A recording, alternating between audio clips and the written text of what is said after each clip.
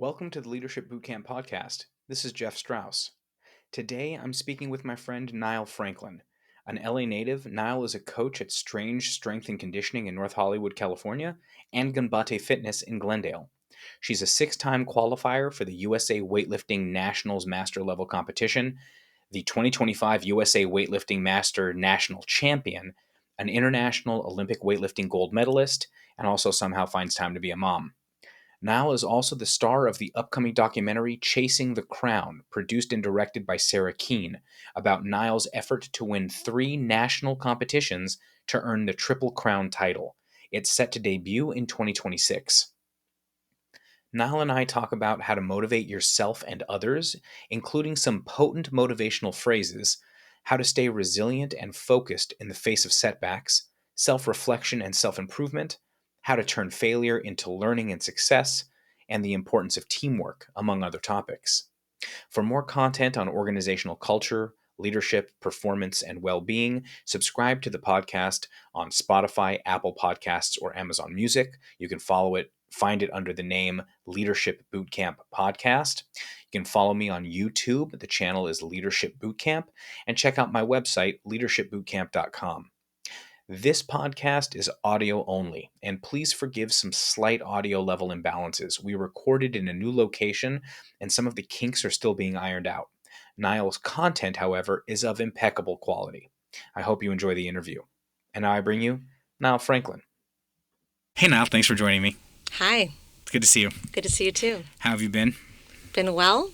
Good. Life is good. Good. Amen. All right, so for our listeners, this is a bit of a different interview than normal. I normally interview people in like corporate leadership positions. Tell us a little bit about your background and what you do and your journey to what you do now.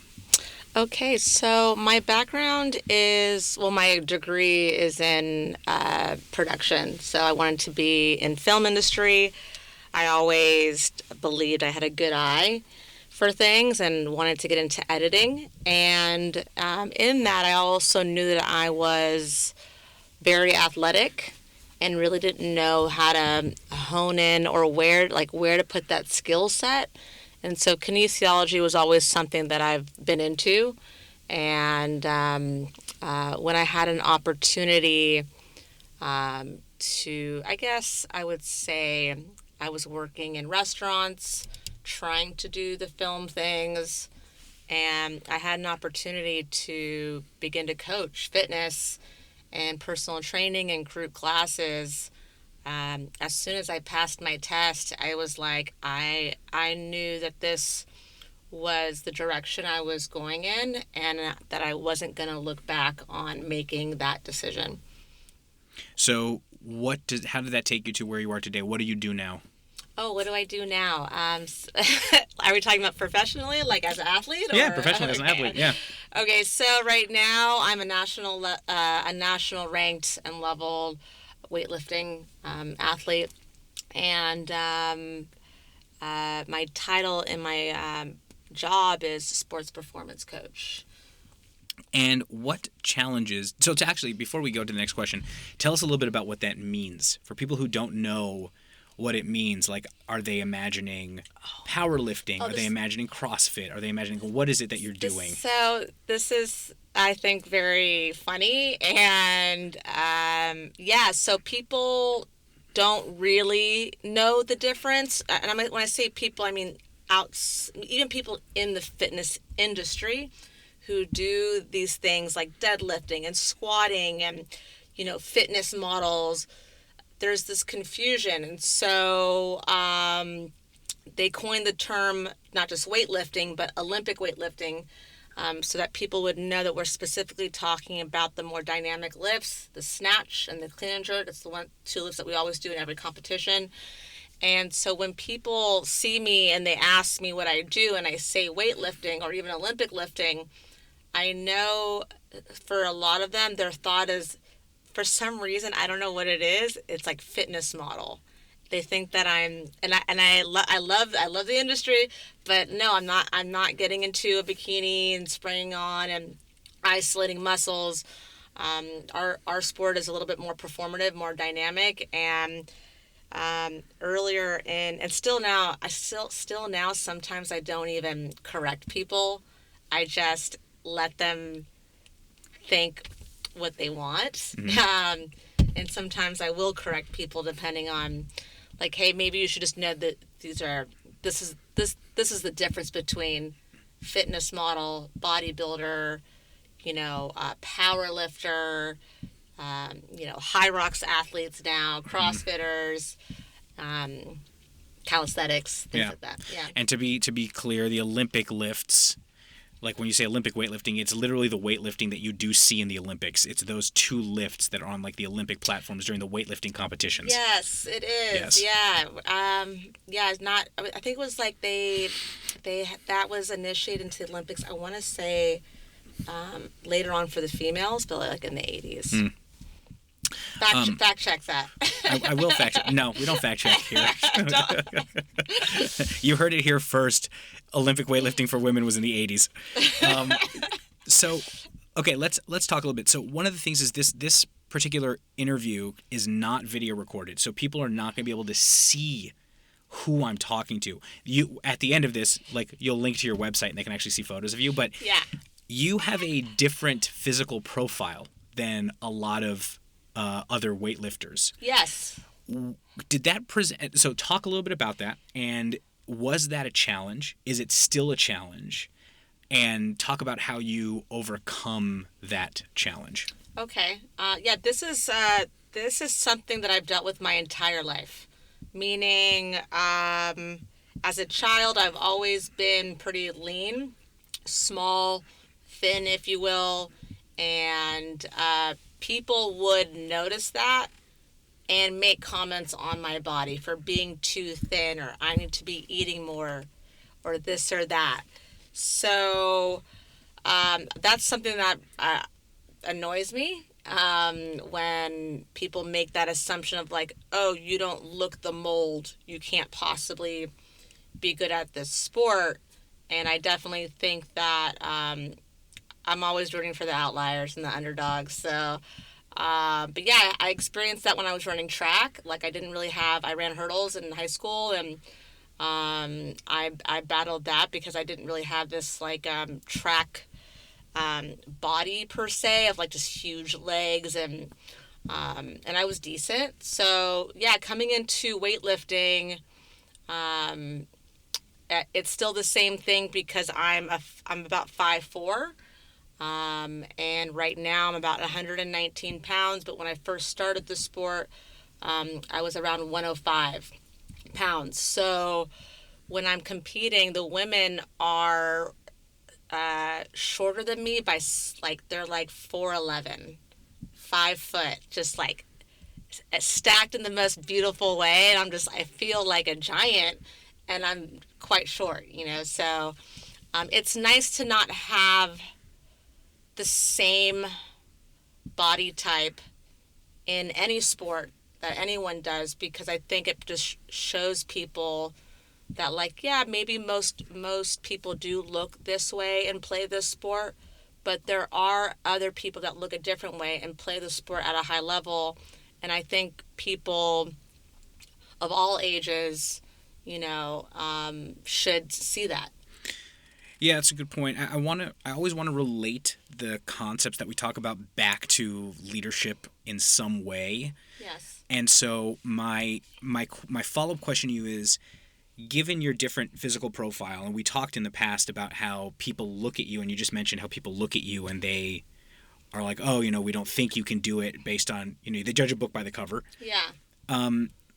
How do you mentally break through that stereotype threat, if you will, of you knowing that people have that thought about you, but you still being able to go out and perform? That's so.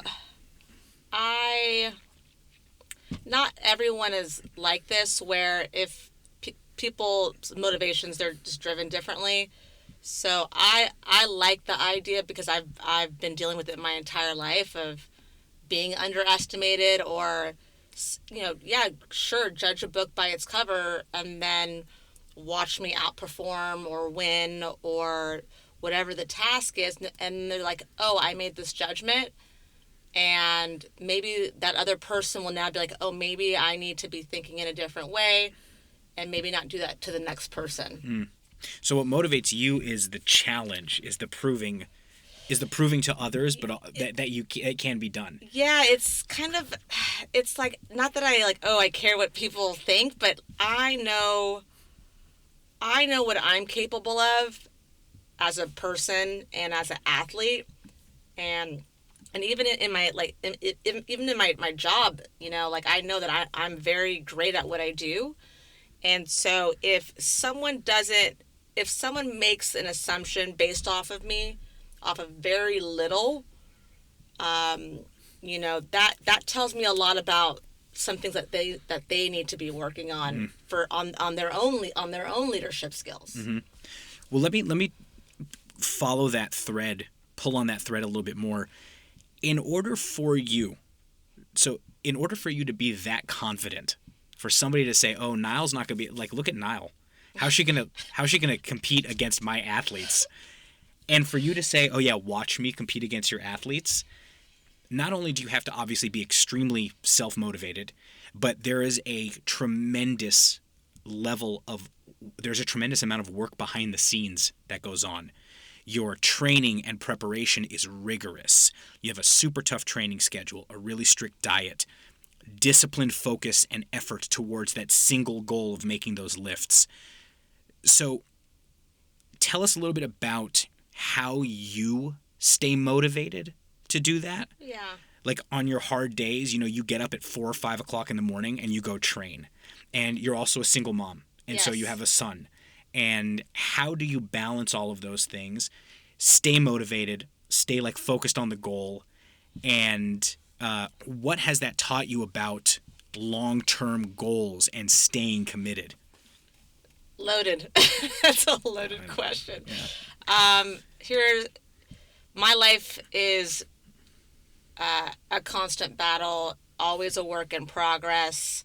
There's always ups and downs, and it's very rare that all the things are in sync, meaning my training's going well, my work schedule's great, me and my son are getting along, I'm not dealing with injuries, and so socializing, just having the energy to do things outside of being on my feet all day and training for 2 hours plus, and maybe even doing 2 sessions in a day. And I don't rely on motivation, meaning I'm so disciplined when it comes to like, I had this date set of competition. Once I've signed up for that thing and I have that as a date, I'm literally in tunnel vision. And I feel like for anyone, like once the date is set, this is the goal that you're working towards, and you are willing to make whatever sacrifices to your schedule in order to put in your best foot forward and work in order to perform at the highest level that you're capable of. So it's really the discipline that I have that outweighs, oh man, like I'm not feeling it today. I'm not going to go train. And it's like, no, I actually am going to go train. However, if I'm not feeling that great, I might just take the weights down, or maybe instead of having a 2-hour session, do a 1-hour session. Also, I think athletes I know that there are some athletes that they just train every day. But as we're getting older and, competing at an older age, our bodies aren't recovering as well. And so me taking a day off for my mental health, or just like needing a break, I used to be so hard on myself for doing that.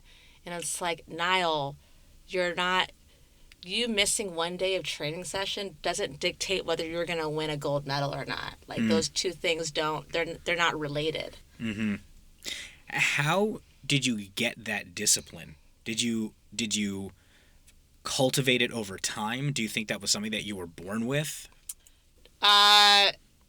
No, I mean, maybe it's like maybe I was born with it. No, I don't. I'm gonna say no. I think discipline, it requires hard work for a long period of time, and because I grew up in a household that um, made me highly independent, and when I wanted something, I had to actively go seek it myself. Okay, I want to play soccer. I was the one going to my friend's father who coached the team. How do I do this? What are the forms that need to be filled out? Okay, I'm going to go to college.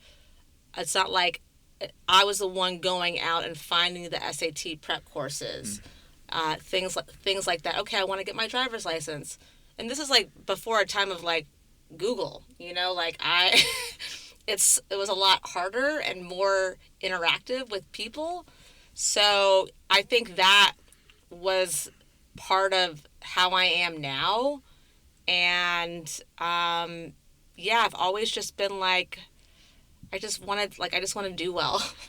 Kids have it easy today, don't they? I was writing yesterday, and I was trying to find a word that meant, sometimes you have a phrase, and you're like, what's the word that means that phrase? You know what I Oh, mean? yeah. And so I typed that into Google, Yeah. and then I got the answer, and I was thinking to myself, how would I have done that, like, when I was a kid? Yeah. How would I have done that as a Yeah. kid? Like, I'd be looking through the thesaurus.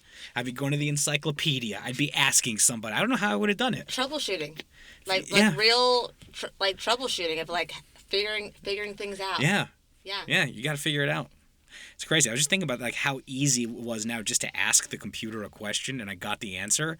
And part of it makes me feel a little dumber because I'm like, ooh, I Well, should have done the work. no, I mean, I think for us, like it's we were raised a different way, but like now you have kids that are that's the first thing I that they've been know. doing since day one. I know. Where we have years of experience, like, oh, we've done enough of that. Let's take it easy. Let's take it easy right now. Yeah. That's funny. Okay, let's talk a little bit about when you're on the platform. So you're on the platform. It's time to make your lift. Competition time. Competition time. Yes. When the spotlight is on you and the stakes are highest, how do you manage the pressure and maintain focus? Okay, so I will say this. In the beginning of my weightlifting career and journey, the competition platform was not fun. I had a really hard time with people looking at me, just looking at me. I felt judged. I felt like people were criticizing me. I know that's not what was happening, but I had a hard time with the lights on, like the lights on me, and competing under pressure of like, okay, I missed this lift. There have been times where I mean, for years, I would just crumble, and I couldn't figure out why because, there's progressive overload and periodization, and where we had this timeline. It's like you're supposed to max out on this day, and then I would go out and compete, and I would not max out these lifts, and there was a sense of like huge disappointment of like I've worked so hard, and on the day it's not connecting, and that had nothing to do with my effort physically. I really lacked the mental side of the sport, of any sport, and it took me years to kind of shift, of like taking a little bit of time out of my physical preparation and reading some more books and practice visualization, and also being kinder to myself when things like didn't work out for me the way that I wanted to. Like I was really trying to lighten up, like, Nile, it's not, you missed a lift, you didn't qualify, it's not the end of the world, and you have two options. You can try harder next year, or you could just stop doing the sport. And there was a moment where the sport wasn't becoming fun for me because I was just really beating up on myself mentally of like, like this, like what is happening. and I took some time off, and then right before COVID hit, I was competing, and I won't forget this because it's really kind of like set the tone. There was this right when things shut down. I just competed, and I missed the jerk on the last lift, and this jerk would have qualified me for nationals, which is an event that I had been trying to qualify for like 6 years. And that one I was a little more kind, but things just shut down. And there were two options, I think, for a lot of people, not just people in sport, but in business, in life, where it's like you could use this to build yourself up, or you can kind of sink down in not a good place because we couldn't go anywhere. So I set up a little gym right outside, and I was working really hard during COVID, and I noticed, this is kind of a sidebar, but I'm happy about this because my neighbors probably thought that I was crazy. But slowly I saw my neighbors start coming out of their houses, stretching, going for jogs. And I know it's because they're like, that woman out there, she's lifting the weights. Mm-hmm.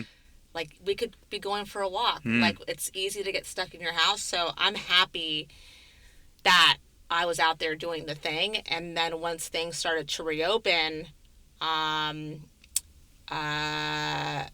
we had a competition, a qualification. And as soon as things opened, I hit the number for nationals. And it was also because I was just working on myself. I haven't lifted weights or I haven't competed in over 2 years. That was probably really good for me because I was chasing this qualification so bad, and I just every time just by a hair.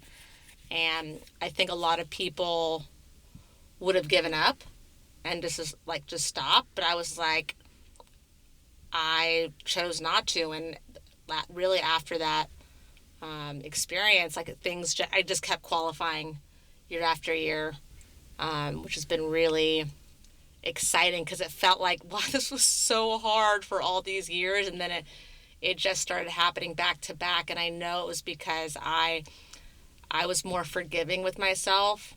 And for people who don't know, when you see me compete on the stage, I have so much fun. I'm very hard on myself, don't get me wrong, and I'm very like a go-getter, but I'm also sometimes missing a lift that's normal. It's like, Michael Jordan taking a jump shot and he misses. It's part of the game, and through the misses, that's when you learn what you're made of. Yeah. You're the Michael Jordan of weightlifting. Is that what I'm hearing? No, I'm not, but I look up to him. I will say I do agree. I have seen your competitions, and there is nobody. People can go and watch the tapes.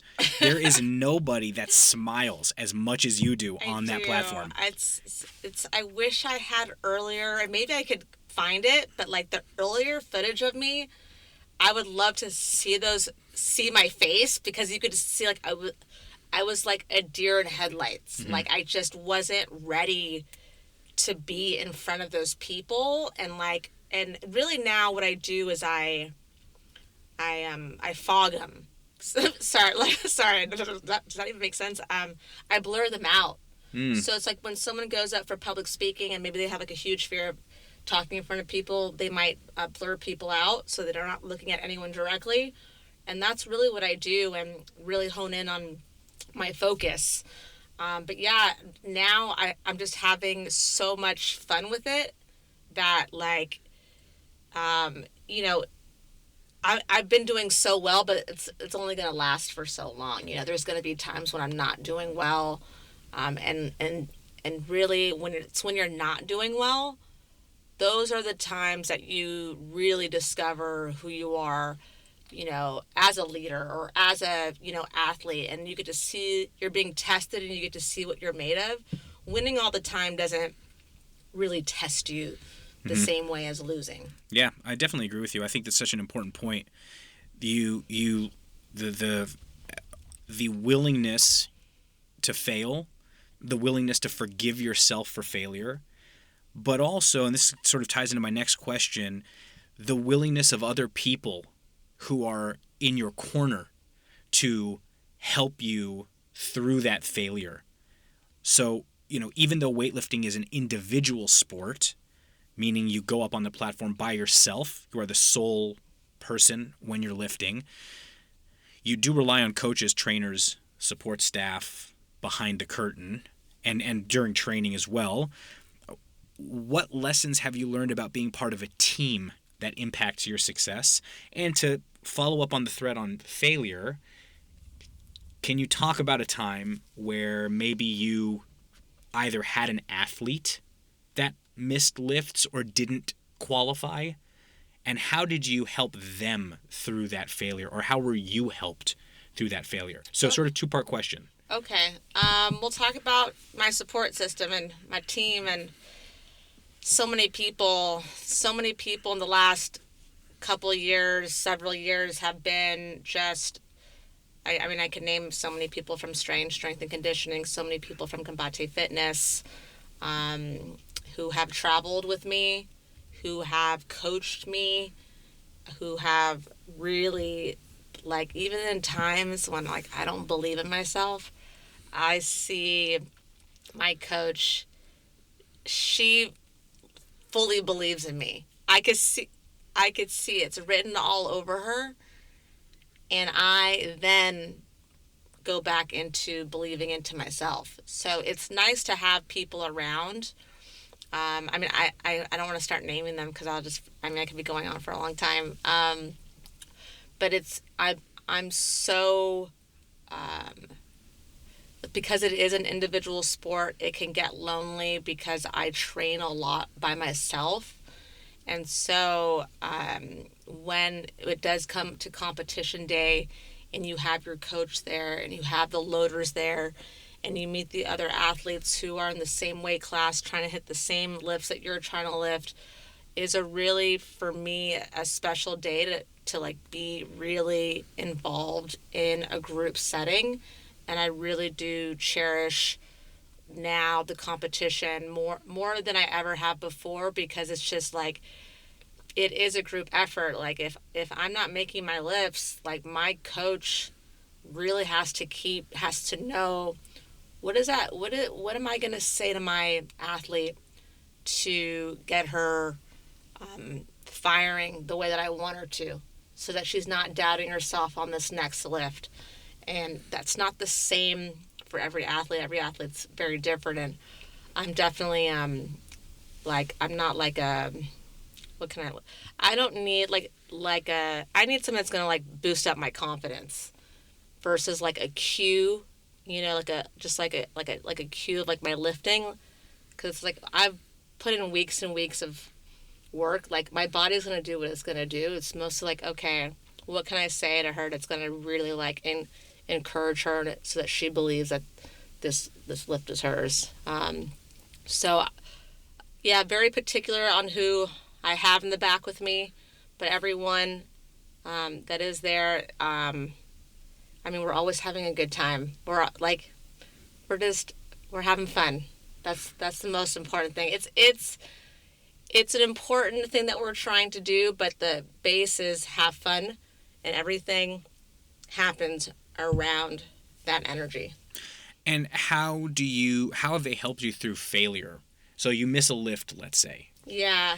How, look, you mentioned it's not necessarily about a cue Yeah. for you to improve the technical aspect of the lift. It's more of like a motivational Yes. cue.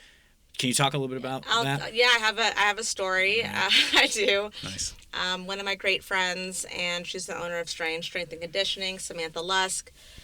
She's coached me a lot at the local meets, and I consider myself a pretty introverted person, but I like to get extroverted when I compete. And she said to me, it's so funny because I was like, damn, like, how did you know? Like, how did you know that, that was it? She said I had missed a lift, or maybe I made it, and she's like, it was like I don't know, maybe a PR or something.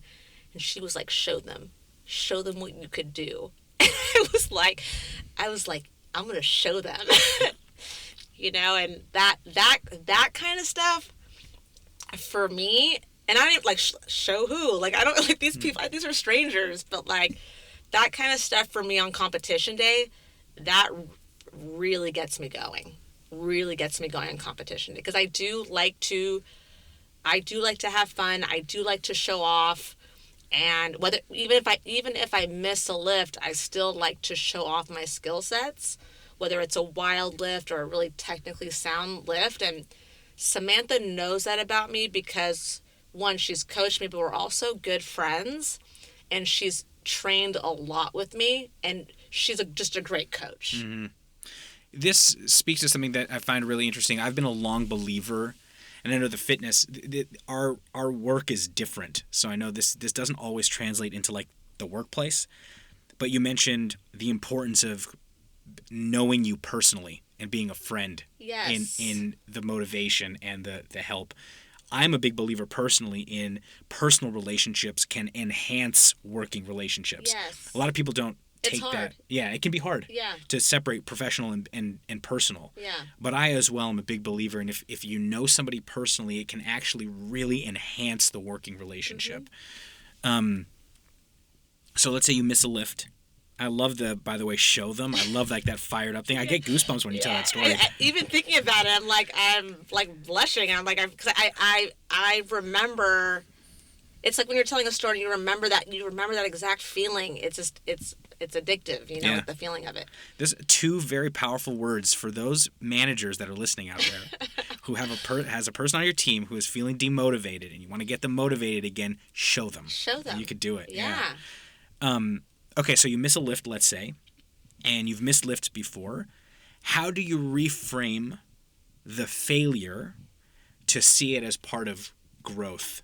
Because a lot of times when people either you miss a lift, Yeah.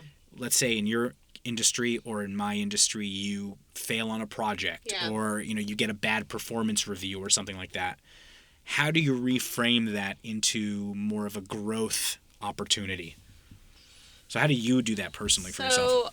And I would take this into like a workplace too, of like, and this might sound too serious because I am a very fun person, but when I'm going into competition, and I'm treating it like I'm going to war, like I'm going to war. And it's interesting to hear you say that, and not to interrupt you, but no, because you're like, no, I like to go have fun. We have fun during competition. Yeah, there's definitely two versions of me. I'm very playful and light, but that's also kind of partly a mask of what's happening underneath. And the underneath is I'm going to attack, I'm going to deliver, I'm going to execute. And so there's a balance between... You just have fun doing it. Yeah, there's this balance between the two, whereas where people are seeing me, if they're seeing me very serious, like, I'm going to execute, I'm going to destroy this, like they don't need to see all that, I want it to be fun, and I am having fun. But to go back to your question, yeah, I'm going to war. I do think of it as a war setting, and because it can be chaotic back there in the warm-up area, and each lift to me is a battle. So like, you could be at work and you're doing these tasks, and of course you want to complete all the tasks or do all the lifts flawlessly and get that perfect score. However, in the real world, no, but like perfection is not, it's just not something that's always you're not gonna get that. And so you want to make sure that you're delivering on the one that really matters if you're not delivering on the other ones. So if I miss a lift, that's just one battle. I still have 2 more battles on that lift before moving on.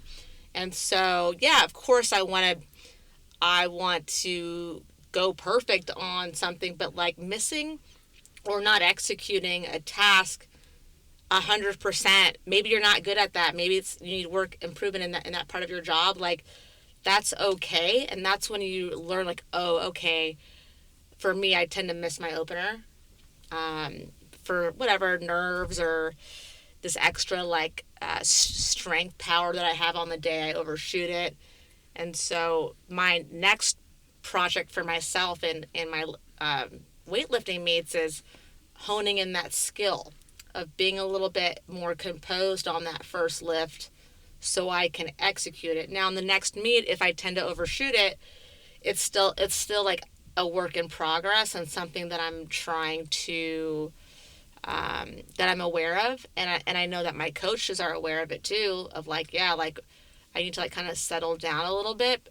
So yeah, I don't. I that's how it's not about winning everything. Mm-hmm. It's really making sure that like, okay, just I'm gonna compare this to basketball, but it's like you're in that series and you're down 0-2 in the series, and the statistics are, like 20% chance that you're going to take the whole series. It's like, oh, like what are you going to do about it? Mm-hmm. How are you going to be a part of changing that data on what it's not written already. It's just what's happened in the past. Mm-hmm. So people they'll be like, "Oh, it's already done." It's not. It's never done. Mm. It's never over. And if you put your best in it, even if you make it or if you don't do well, it's still good enough because you did your best. And if someone can't see that, whether it's your boss or your coach, then maybe it is time for you to switch it up for yourself. I like the overall sentiment there. The thing that I honed in on in your response was about like self-reflection. So you mentioned, you don't make it, you miss a lift, maybe, you show up on the day with a little bit more power and you overshoot it. The fact that you can say those things suggests a level of reflection on the event. I am also a big believer in good leaders are good thinkers. They think about their leadership. They reflect on their days.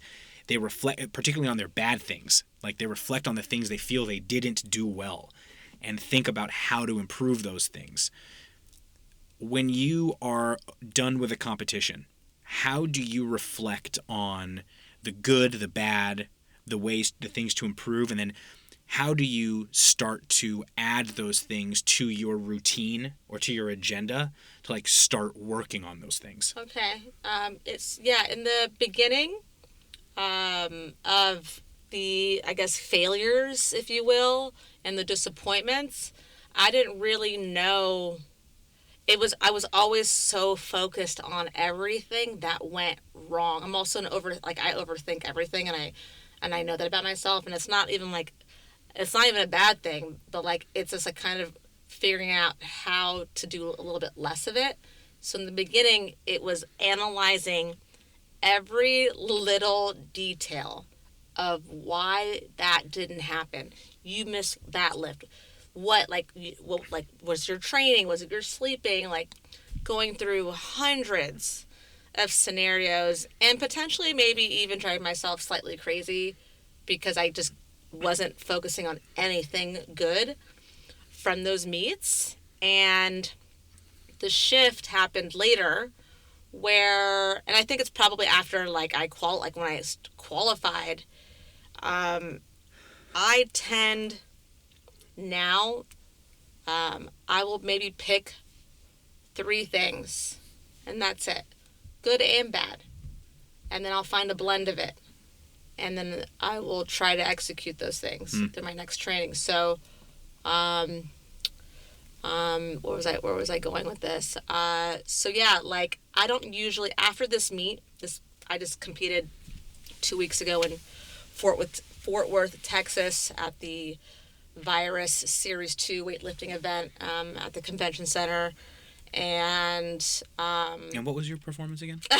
oh yeah, I forgot. How did you do there? I finished first. I finished first and got 3. I got 3 gold medals. 1 in the snatch, 1 in the clean and jerk, and 1 in the total. And I missed 4 of my lifts out of 6. So I only made one snatch and one clean. Not like a, not a. I'm not even gonna knock it. Like it was enough. Like it wasn't great. It wasn't. I didn't make all my lifts, but I made the ones that I needed to, and that was what was important. And going back to your, I'm glad that you brought that up, because going back to your, it's not written yet. Yeah. We won't fact check the 20% statistic that you mentioned, but no, I think it's higher. It may be. I don't know. I don't follow basketball. Yeah, so I think there's some like weird, not weird, but it's like when you're down like 3-0. Sure. It's like, it's like you're not gonna win that series, but like in my brain, it ain't over till it's over. It's not over till it's over. Yeah. You have to keep fighting.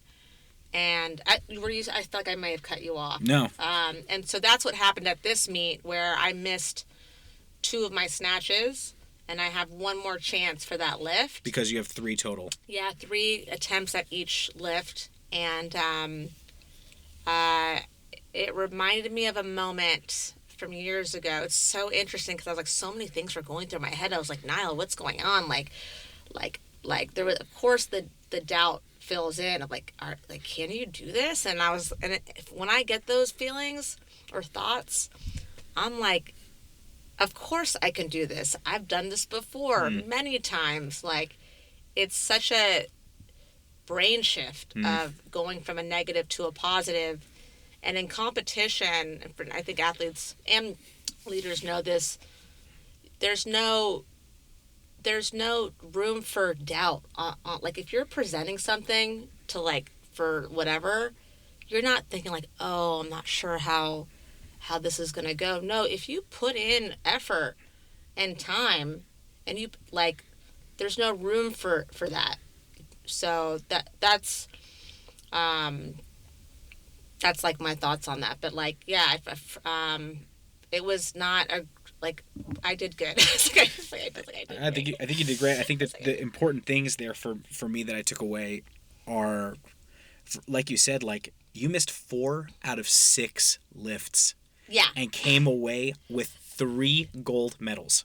Yes. So obviously, your own expertise and capabilities aside, the moral of that story for me is, it really isn't over until it's over. You can have setbacks and still overcome. Yes. And still win. Yeah.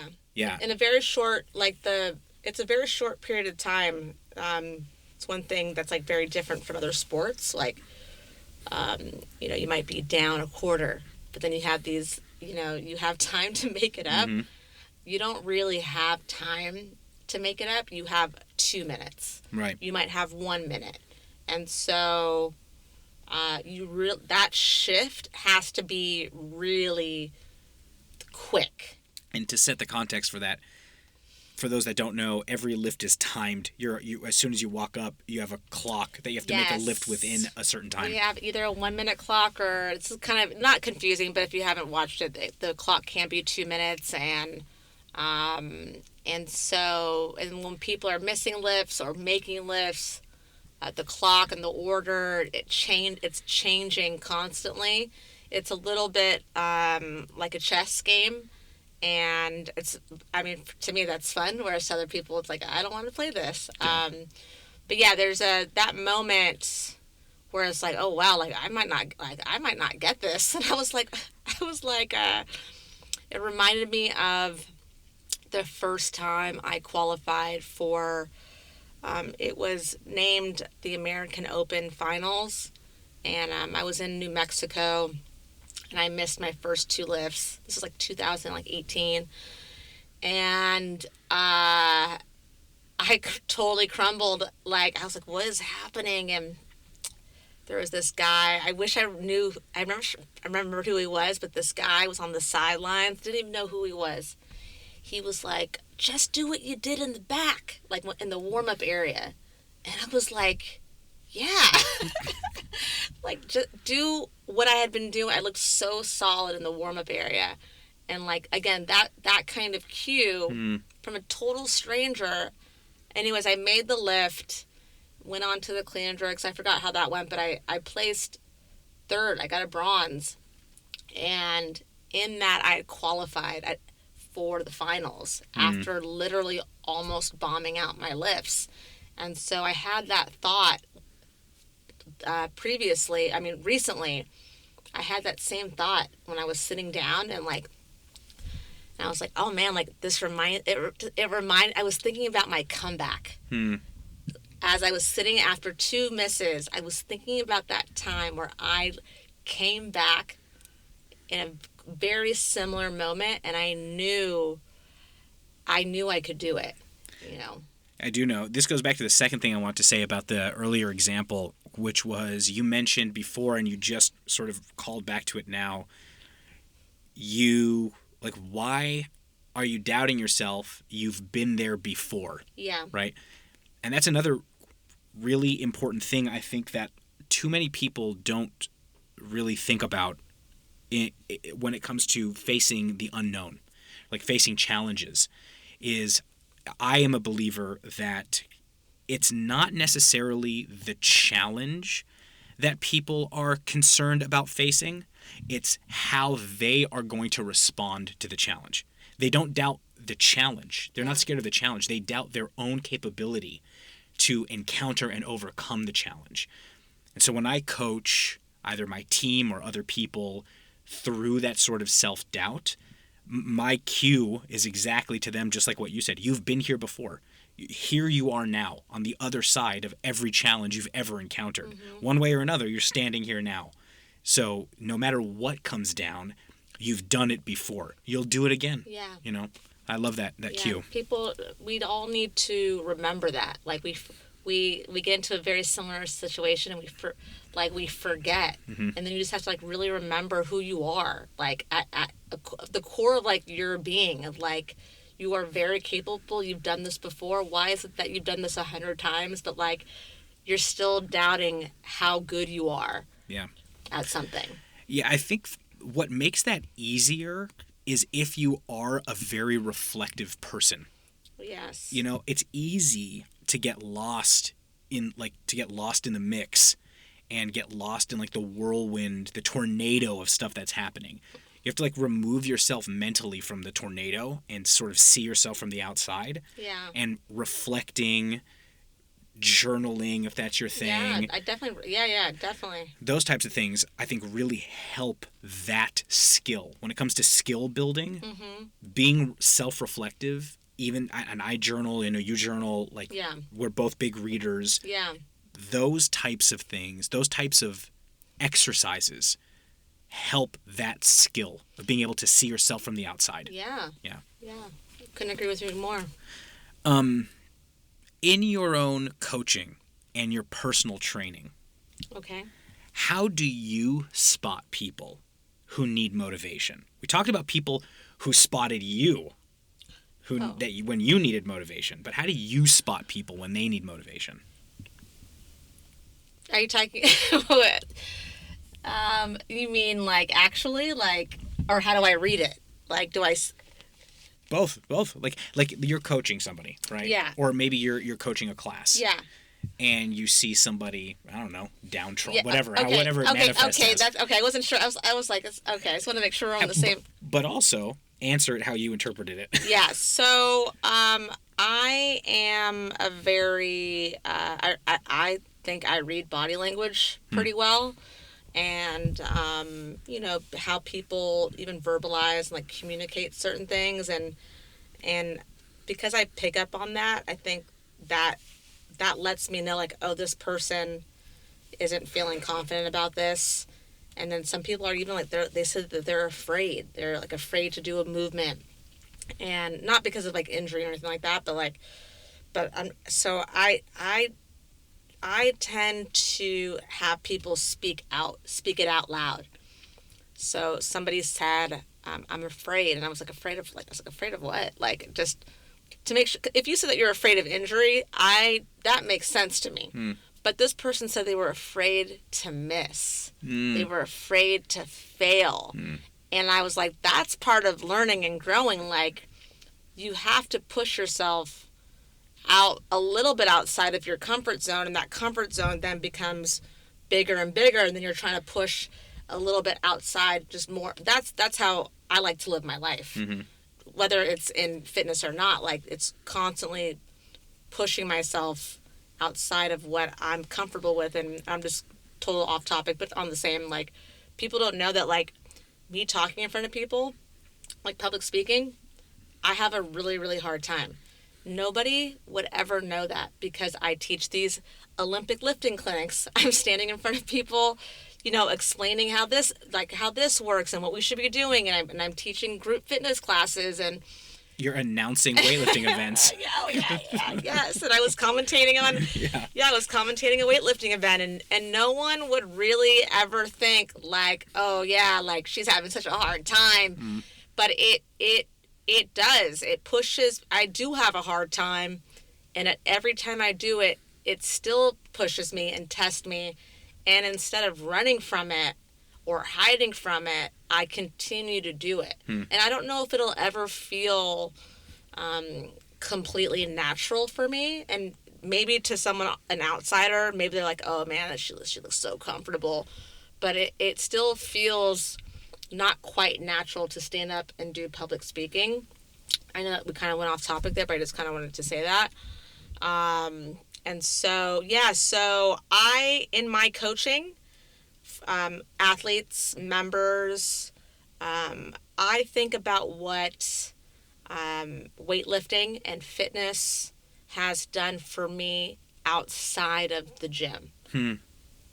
It's just done such great things for me.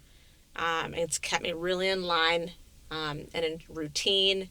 And when that's going well, things around it start to go well.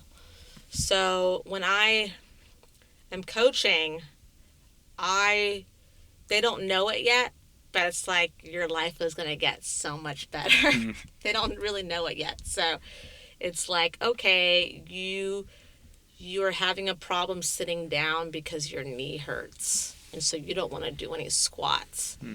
Okay, let's figure out the root of this problem, and let's get you to start trusting your body and your movements so that when you do sit down, you're not feeling any pain. Okay, you don't want to lunge, that's fine, but guess what? One of the highest injury rate is falling down. So if you fall, guess what? You have to get into a lunge to get out of that. What if nobody's around? So those are movements that, like, if you can't do those movements now, that's fine, but those movements we're going to get you to. And it's nice to see people who are like super not confident, don't think that they're ever going to be able to do it, and then they're doing it, and they're like, I could see how proud they are of themselves, of like doing something that they didn't think that they were capable of doing. So that's you could feel it off people when they're uncertainty. And I'm sure, like, even like in your work setting, when you guys are communicating on a task or troubleshooting this, and it's okay to be like, hey, you gave me this task, but like I'm feeling a little bit uncertain. What can I do to, like, asking questions and asking for help, like. Yeah. I wish more people did that. Honestly, you know what I mean? Like, especially in the workplace, people don't want. Maybe in the gym it's a little bit different because the gym there's a bit of a more collegial environment in a gym, and people are a little bit more. You're sweating together. Yeah. You're working hard together, particularly in a CrossFit setting or like a functional fitness. Fitness, where you're working out as a group together. People are a lot more open and willing to do that. There's more of a family feel, I would say. Yeah, I agree. In the workplace, not so yes, much. Yeah, no. And quite honestly, I'm against a quote family feel in the workplace. I'm not one of those people that's like work as a family. I think it's a bad thing to say, but people in the workplace tend not to ask for help. So I wish one of the things that I do for my team is I really try to create a psychologically safe environment where people are okay and like they know, and myself included, I ask for help all the time. When I'm working with my team, I start off many times saying like, tell me if this is a crazy idea. Yeah. Because here's my idea. Like, let me know where I'm wrong. And I want the team to be able to respond that way or ask for help when they need it. I don't understand what you meant. Can you clarify? Or I don't know how to do this. Yeah. And that's great. Like, I love that because it's how we get better together. Okay, let's talk about anything upcoming. Hmm. What do you got? What do you got coming up? You're going for this Triple Crown. You want to tell people what the Triple Oh Crown is? yeah, so there's this. Oh yeah, we're doing a movie documentary. It's following my journey for the year of 2025. So just to give you a little bit of background, I'm in a new weight class. The weight class has changed, and I decided to go up a weight class, which is a little risky. Why is that risky? It's risky because I'm very great at 49 kilos, um, and I could just be like average at 53. So what is what Yes. is what is your thought process doing that? Why are you doing it, and what keeps you like? There is that trepidation. So what keeps you engaged and focused and motivated and like, oh yeah, I'm gonna kill it. Well, actually, I don't know. It's like, Jeff, I don't know if I'm going to kill it in the 53. So I've been we'll talk about the documentary, but I've been grappling with going up a weight class and the numbers I like want to hit at this weight class. It's not happening quick, which is normal. It doesn't happen overnight. It takes time, and for some people it could be 3 months, it could be 6 months, it could be a year. So I will say this, and not to but I've won. I've done well in my weight class in going up, and we were all maneuvering, all of us, everybody. People were going down, up. And for me to go down would have been really easy. It would be going down from 49 to 48, so dropping 2 pounds easy, and potentially hitting the same numbers. I would have. It's like it would have been very easy, and that's fine. But what I wanted to change it up. I just wanted to see where I could push my body physically, because I feel like I'm in a very good mental place where I can take the loss. Like I can take the losses better now than I could, maybe 5 years ago. So yeah, that's it. I was like, yeah, I feel like I can. I was like, I'm not doing and here's what I'll say. I literally just won.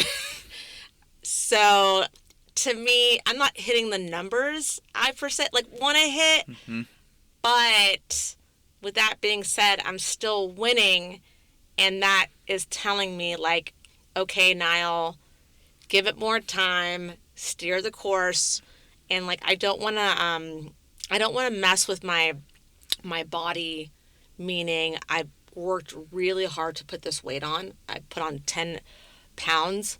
And I don't want to mess with it and then go down and then go back up. And I know that weightlifting, people are they're cutting weight, and that's fine and great. But I really want to stay away from that.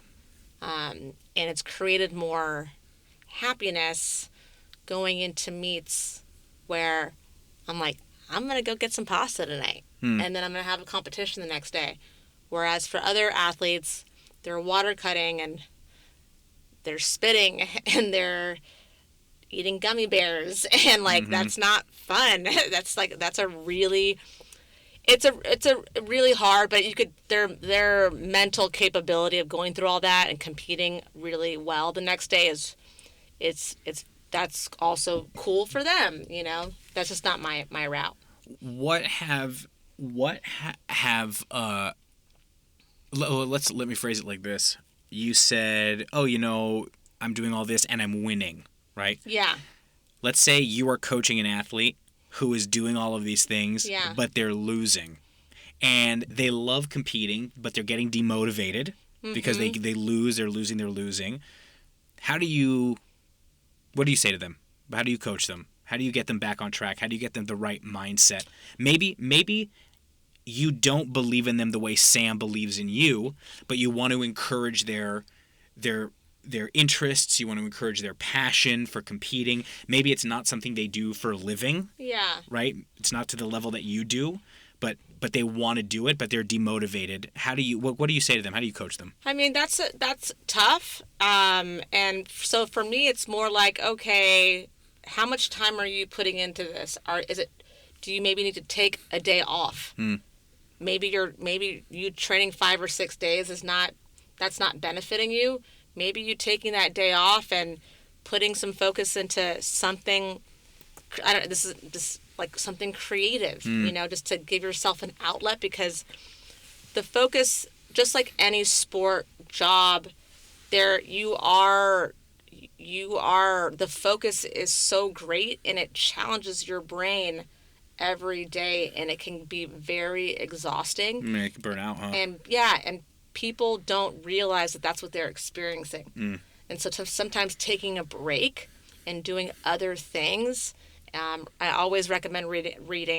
Reading is just like, everyone should be reading, but like I always recommend books to read, and taking time off, because sometimes in taking time off, clearly if there's something coming up, we're not doing that, but I've noticed that I've rediscovered my passion for the sport when it's like, oh, I really miss doing this. No matter how bad I might be feeling. I remember going in on one training session. I was feeling so bad. Not like just like trained, didn't have a great session, but I was so happy that I came in and did the thing and hung out with my friends. So those are, and I think that this also goes in the workplace of like people, and even like leaders don't realize like how much strain your teammate might be having due to their work conditions, their workload, what's happening in their family, personal reasons. It's not to say that they need to know everything, but a little bit of communication. And I feel like we're afraid to tell people that we're feeling overloaded, when it's like, no, actually it's a very normal thing, but you have to set that boundary before it happens, and really communicate that. So when I come across people that aren't like teammates, other athletes who are, you could tell mostly from it's usually from exhaustion, and it's not necessarily. It could be something going on outside that you're just not privy to. Yeah, I definitely agree. I make it a point to constantly check in, maybe too much, with my team to make sure that like workload is okay. And I always ask. I don't ask, "Hey, how are you feeling?" because you always get the same answer. And so I always ask them one of two things: what's the water level? And I ask them like, show me where your hands are. Yeah. And I want the water level to be like chest height. Yeah. And that means we're not treading. We're standing on solid ground. We have room to breathe. And that's where I want the water to be, like 80% capacity. Or I ask them, tell me a color: red, yellow, or green. Green, you're good. Yellow, you're like, ooh, I'm feeling it a little bit. Yeah. Red is like, stop. We need to figure something out because I'm burning out. Because we're not all going to be at 80% every day. That's absolutely like.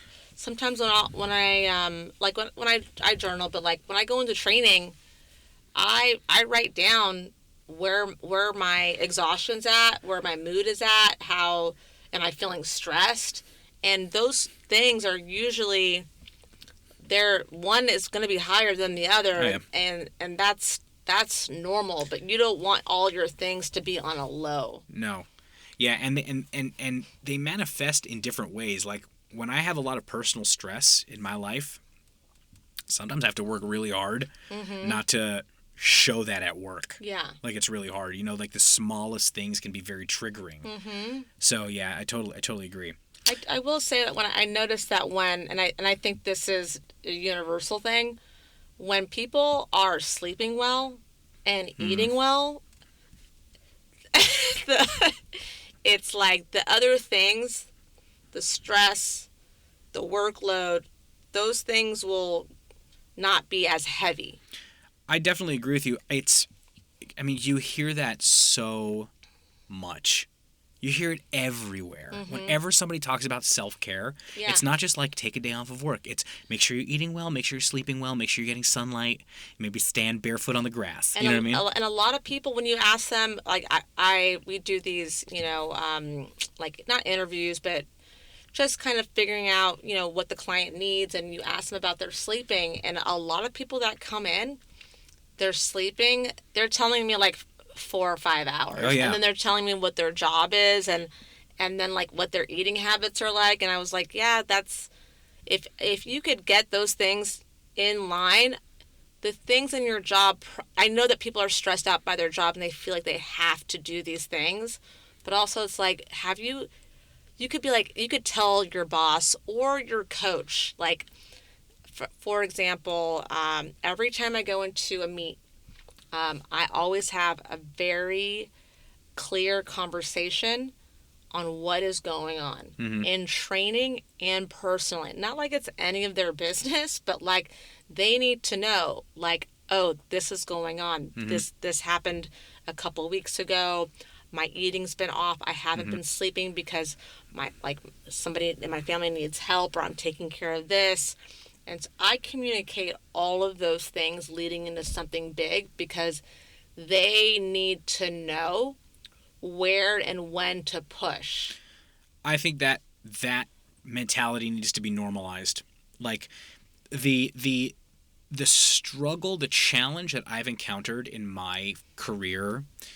I'll tell you a story. Let me tell you. Now I'll share a story with you. So it was during COVID. I was working at Netflix, and we went working from home. So overnight, obviously, like most of the world, or much of the world, we went from working in an office to working overnight. I have always had high expectations of my team, but I've always been considered by my teams that I've managed to be a very empathetic leader. I'm not like a taskmaster.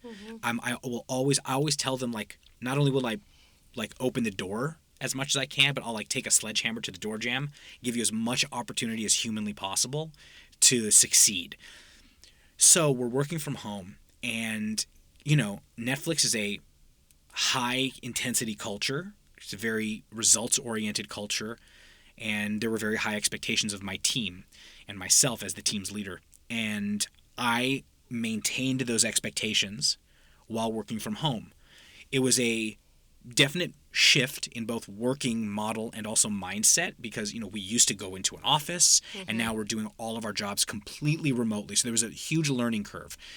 But over the course of months, things, you sort of fell into an operating rhythm. I wanted to be sensitive of people's personal situations, but at the same time I was thinking, well, your personal situation is your personal situation.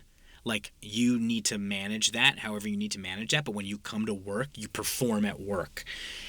And I did not take into consideration the level that somebody must be dealing with at home, right? Sick relatives, child care.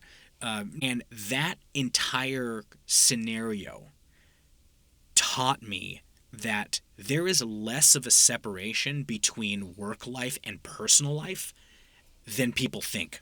People think when you walk into it's like, that show Severance? I was gonna say, like, yes, I know the show Severance.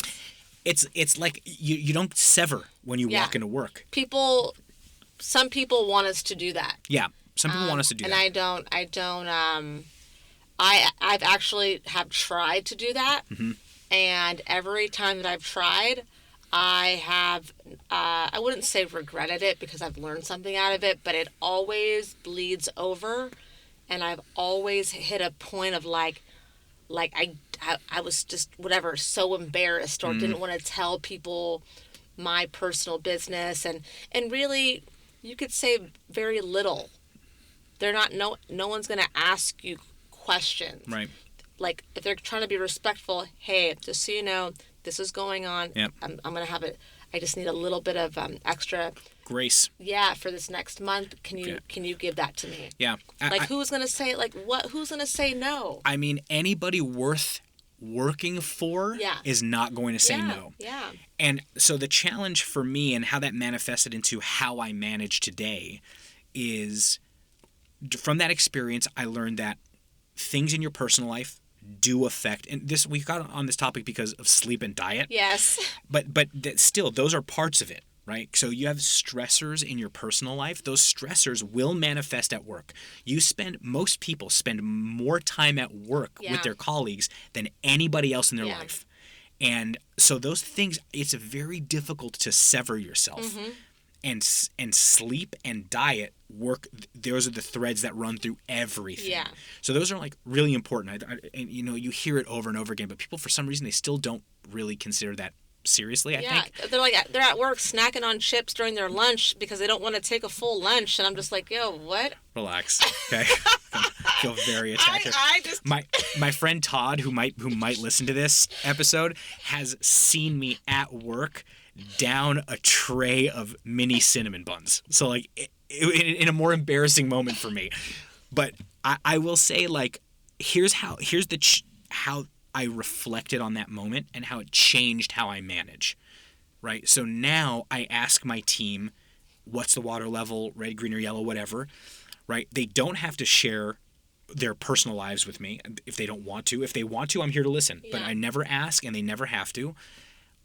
But if things are going on in their lives, I want to know, and or I want to know, like, hey, I'm feeling pressure right now. Yeah, that way it's like, okay, maybe I won't give you this extra task. I'll pass it on to somebody else. Exactly. And so there's two ways that I approach that as a leader, and that these were like hard-won lessons. One is we're ruthless prioritizers on my team. So I have no problem telling executives, and I've done it before, like, hey, I know we have these projects coming in, but my team is constrained in one way or another. And in order for us to do our best work, this is still on the map, like still on the roadmap, but we need to move this in help me prioritize these things. We have like these 8 things that we need to prioritize. We're only capable of getting 3 of them done right now. And I'm letting you know this is how I'm prioritizing. What are your thoughts on that? Right? I love that. And I've done that before, and I've coached people on how to do that, and it's super, super effective. The other thing that I do, and this is the really hard management thing, is one of the most important aspects of a team is the team's willingness to help one another out. And when somebody is feeling the pressure on a team, or they need to step away, they need to go on a leave, or they need to, hey, I just need a couple extra days off, or can you reduce my workload for a week or 2 because I'm dealing with a lot of stuff outside. I have a kid, I have a whatever. Then the marker of a well-functioning team is the rest of that team understanding and also helping to lift up the individual who needs the help. And that is a really hard management job to get done. And I'm very fortunate that my team today is very good at that. But those are the 2 things that how I manage it. Ruthless prioritization, and then cultivating a sense on the team of helping one another out. Yeah, one of my managers, he brought up something very similar, like, hey, like if you need extra time for yourself, just say it. Just let us know, and we will figure out a way to get things covered or take care of this for you. And it was like, oh, like when you hear that from somebody, it feels like there's a relief of like, okay, I don't have to, like, if I'm like something pops up, I'm like, I don't have to like commit myself to this extra thing that's maybe I shouldn't be doing on this day. Right. Yeah. Yeah, totally. Okay, well, we got off a little bit off tangent there because I asked what projects you had going on. Yes, I know. At least we remembered I remember where we... Well, it's good because this is a valuable conversation, but so you have this documentary coming out about you called Chasing the Crown. It's called Chasing the Crown.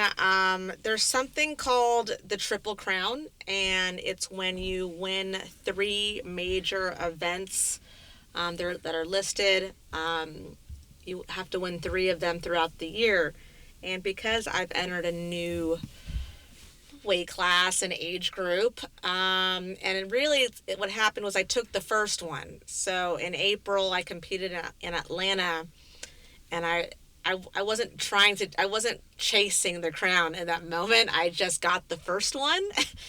And I was like, well, I guess I got to try, like I'm not going to like just not show up on that next one. So, So the second one that I won was the one that just happened in Fort Worth, which could have totally all gone down if I didn't make that lift. Mm-hmm. And so I have two of the three. And so the third one will be in Daytona. That's happening the first week of December. And that's my aim. My aim is to stay, like, I have to stay on track of, like, do I want to hit bigger lifts? Of course, there are all these things that I want, but to complete the story of what we're trying to do for the documentary is to get the third one, and to be realistic about it may or may not happen. Who knows? I'm going to, and the thing is, I'm okay with that. Whereas some people are like, I'm getting this. I'm going to put all of my efforts into getting it, but it's also like, it's also okay. Before, I would have been like, like I was talking about, just being devastated. And so, yeah, that's what this documentary is. It's following my pursuit of this dream and goal, and really showing people that no matter, who you are, how old you are, whether you're in weightlifting or not, even if you watch it or not, it's like you can still pursue the things that you want, and it's like, yeah, that's no matter what. Yeah. Where can people find you? What do you mean? Like on social media? Yeah, social media, and you have a website? Oh, yes, I like, do. Tell the people about yourself. So funny. It's like I forget that I have these things in the world. And yes, so I have a website. It's called NileFranklin.com.